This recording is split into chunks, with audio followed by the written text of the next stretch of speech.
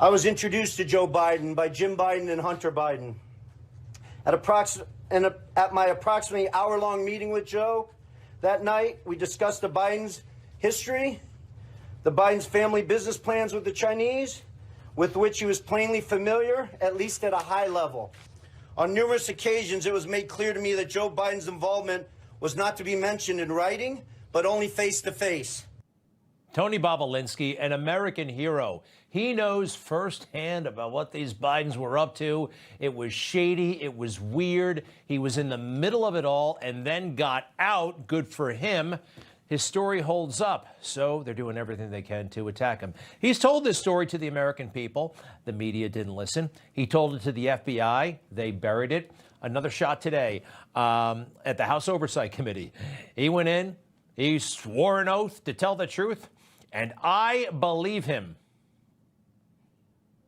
If there's no evidence of corruption here today, if Joe's conduct and the conduct of his family were fully legal and proper, then why are they so dishonest about it? They have gotten busted in an awful lot of lies. He told, well, we've heard it before, and that doesn't mean it's less important. The New York Times, the Washington Post, they still kind of, sadly, more or less control the culture. And if they don't recognize this as news or they try to debunk it, did it really happen? It did. It absolutely did. But it makes less of an impact. We can't let that discourage us. This is powerful. Next. We keep hearing from certain corners that our democracy is at risk and democracy is on the ballot in 24. Yet the same people preaching this mantra know better. They continue to lie directly to the American people without hesitation and remorse. Rep. Dan Goldman and Jamie Raskin, both lawyers, and Mr. Goldman, a former prosecutor with the SDNY from New York, will continue to lie today in this hearing and then go straight to the media to tell more lies. He's got you there, Raskin and Goldman. They do so much spinning for the Bidens, always ignoring the truth. They were, wow, well, they were called out, and it was pretty cool, and it got even more interesting. 10% held by H for the big guy, question mark. You remember that, right? The infamous email with the big guy? Yes, Yeah. I do. Did anyone ever respond to that email? Yes, they did, numerous times. Sorry. Hunter Biden himself did. Excuse me. You're right. Well, no, I think that's important because Hunter Biden has claimed that he didn't respond to it, and he responded to it. You're just going to filibuster. I reclaim my time that's running out, but I will say no one responded to the big guy reference for 10. Thank you for making my point. They didn't have to respond because they all knew the big guy was Joe Biden. I reclaim my time. Mr. Chairman, please control the witness. Made them very uncomfortable, especially AOC. Whew. Is it your testimony today that you personally witnessed President Joe Biden commit a crime? I believe the fact that he was sitting with me while I was putting together a business deal. Did you witness the president commit a crime? Is it your testimony today? Yes. And what crime have you witnessed? How much time do I have to go through it? It is simple. You name the crime. Did you watch him steal something? Corruption statutes, RICO and conspiracy. What is it? What is the crime, sir? Specifically. You asked me to answer the question. I answered the question. No. RICO, you're obviously not familiar with. Corruption statutes. Excuse me, sir. Excuse me, sir. Excuse me, sir. RICO is not a crime. It is a category. What is the It's a category of crimes that you're then charged You have charges. A long 100. You have charges. Sir, please want me to name the exact statute under RICO? Yes. Oh, well, it's funny. In this committee room, everyone's not here. There's over 18 All right, sir. I reclaim my time. lawyers that went to law school. I reclaim my time. You guys hey, to thank define you, the sir. I statute. reclaim my time. She really looks like she's in 8th grade. RICO is not a crime. Anyway, she's good for amusement purposes. Who wasn't there? Hunter Biden. Hunter, remember, he was actually invited to testify today. He didn't want to sit next to Tony Bobolinsky, so he didn't show up. How about that? The man who was demanding, remember a few months back, in front of Capitol Hill, he demanded a public hearing. Republicans do not want an open process where Americans can see their tactics, expose their baseless inquiry, or hear what I have to say. What are they afraid of? I'm here. I'm ready. Hunter, are you ready to go across the street? What is Hunter Biden afraid of? Tony Bobolinsky, look, the case kind of gets a little bit complicated, but it doesn't matter. I mean, Russia collusion, those fake allegations were kind of complicated. But let's go through some of what we know. A $250,000 wire from China to Joe Biden's home in Wilmington, Delaware. Joe Biden was the beneficiary addressee, not the prime. He was like the alternate addressee.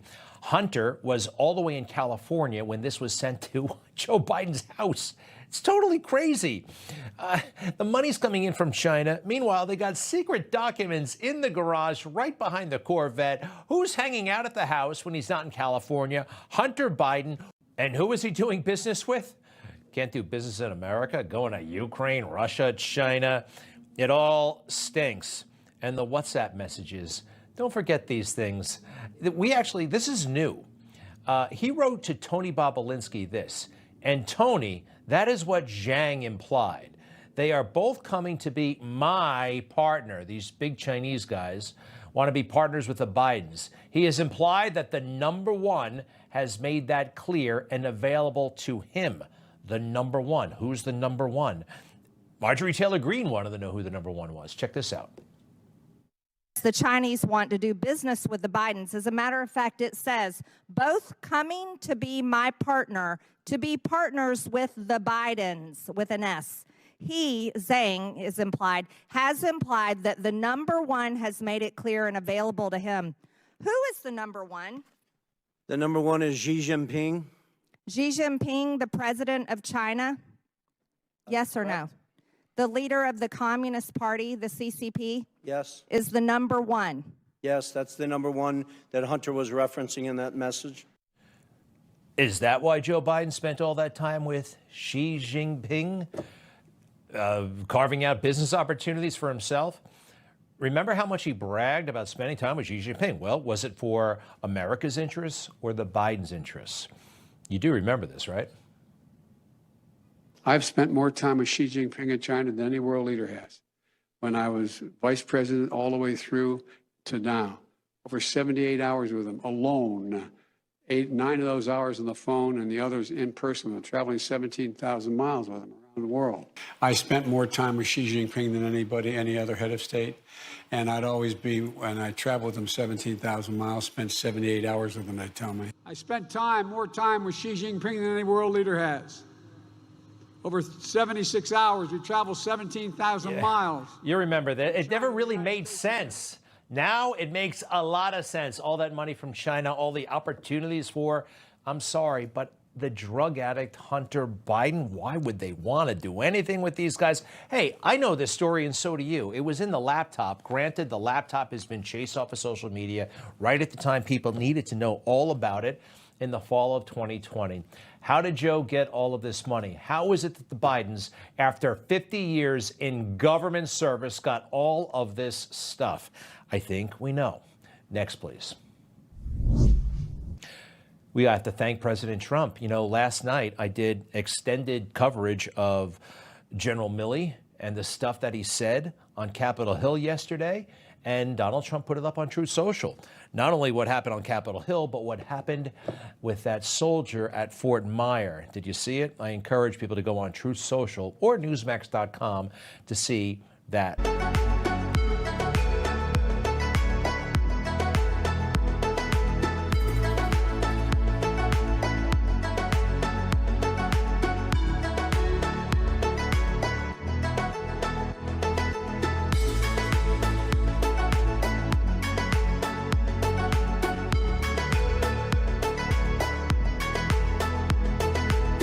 Congressman, good morning. Good to see you. Good morning. Good to be with you guys. So it's an oversight hearing. Takes place in about an hour and a half. What are you hoping to learn today? Well, I think what will come out is the contradictions. I mean, things that Hunter Biden said under oath that do not square with what all his business partners said, whether it was Bob Alinsky, Mr. Galanis, Rob Walker, Devin Archer. They all told different stories. Now, those guys were all consistent in the facts that they brought forward. Hunter Biden was different. Well, here's one. We asked Tony Bobolinsky, who's the big guy?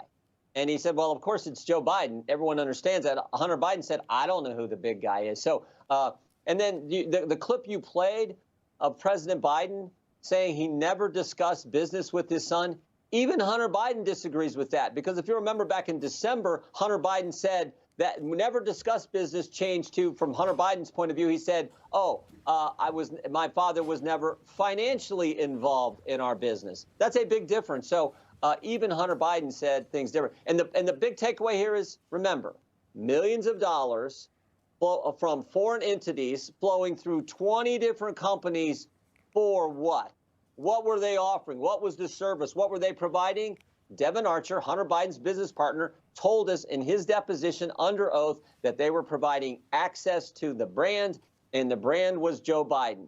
And the brand showed up with golf outings, took phone calls and meetings, lunches and dinners with Hunter Biden and his business associates time and time again. So is this moving, again, 7.5 months to go until the election?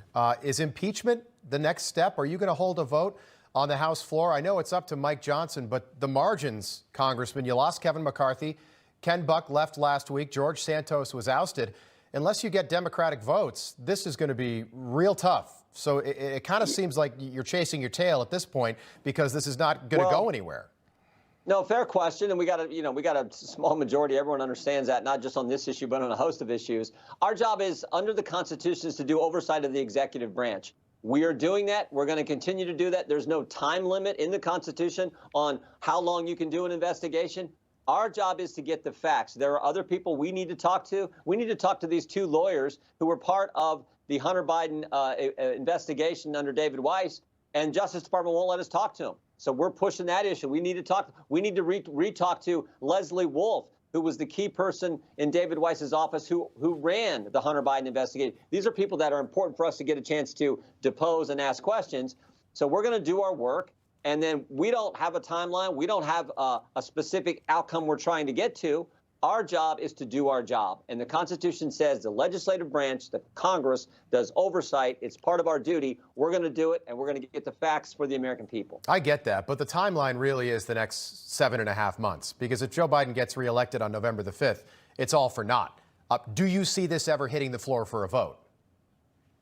Again, we'll have to see where the conference is. When we have all the facts, I think we're going to put together some kind of report at some time, laying out all the facts, and then we'll have to make a decision. But our job is to gather the facts as part of our constitutional duty to do oversight. We are now in an official impeachment inquiry, so it's even more focused. We're gonna do that, do our duty, do our job. You know, door number 2 might be criminal referrals. Do you see that as a possibility? Again, I think everything's on the table. We're going to have to see as we gather all the facts and we complete our investigation. Okay, so the investigation's underway today. Congressman, all of a sudden, Hunter Biden, so he defies a congressional subpoena. You know, we saw what happened with Peter Navarro yesterday, about to start his 4-month prison sentence for refusing to testify before Congress.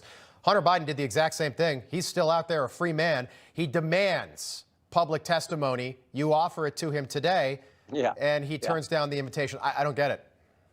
Yeah, again, I think what happened to Mr. Navarro yesterday just underscores this double standard we see. I mean, think about last week. Last week, we had the special counsel come in and tell us, Robert Hur told us that Joe Biden detained and disclosed classified information, willfully did so, gave it to his book writer. The special counsel puts in his report his motivation to ignore the procedures was the book deal that he was getting paid $8 million for, but we're not going to charge him because he's a forgetful old man. And then you have what's happening to President Trump. You have happening what happened to Mr. Navarro yesterday. I think it just underscores this double standard, which has got to change, because it's supposed to be in our great country, the greatest nation ever. Yeah. It's supposed to be equal treatment under the law. So this is what we focused on so much on the Judiciary Committee this year. We're going to continue to do so.